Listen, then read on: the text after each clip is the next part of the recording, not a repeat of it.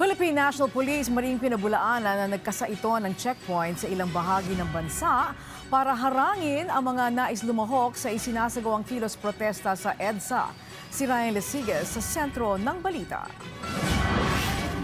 Itinanggi ng Philippine National Police o PNP na nagkasa sila ng kaliwat kanang checkpoint para harangin ang ilang miyembro ng religious group mula sa bahaging norte at southern part ng bansa para makilahok sa isinasagawa nilang kilos protesta sa EDSA People Power Monument.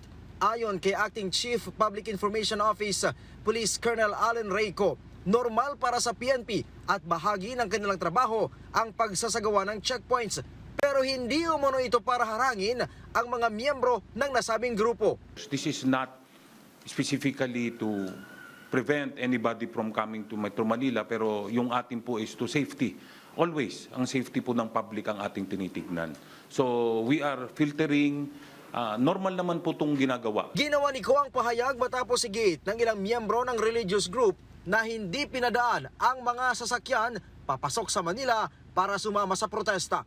Kinumpirma din ni Ko na nabigyan ng permit ang grupo na magsagawa ng kilos protesta ngayong araw mula alas 8 ng umaga hanggang alas 8 ng gabi. Papayagan din ang mga ito na maghakot ng hanggang 100,000 makikilahok sa protesta. Late in the afternoon ay nag-apply po sila and it was granted early in the evening po ng Quezon City Government for today's activity or gathering. Sa kabila nito ay pinag-aaralan pa rin ng PNP ang pagsasampa ng kaso laban sa mga organizers ng kilos protesta dahil sa kawalan ng permit para sa isinagawa nilang rally kahapon. Sa gitna ng ikinasang aktibidad, 7 pulis ang nasugatan habang isinasagawa ang kanilang tungkulin. Kinumpirma din ni Ko na pinakawalan na ang 3 na aresto kahapon sa kasagsagan ng protesta. They were released for further investigation with no prejudice po for filing of cases against them later on if the evidence so warrants. Yung isa po, yung driver na naintindihan ng yung mismong naipit nating kapulisan ay naintindihan niyang gumagawa lamang ng trabaho, pinatawad na po siya. All the others are still bearing.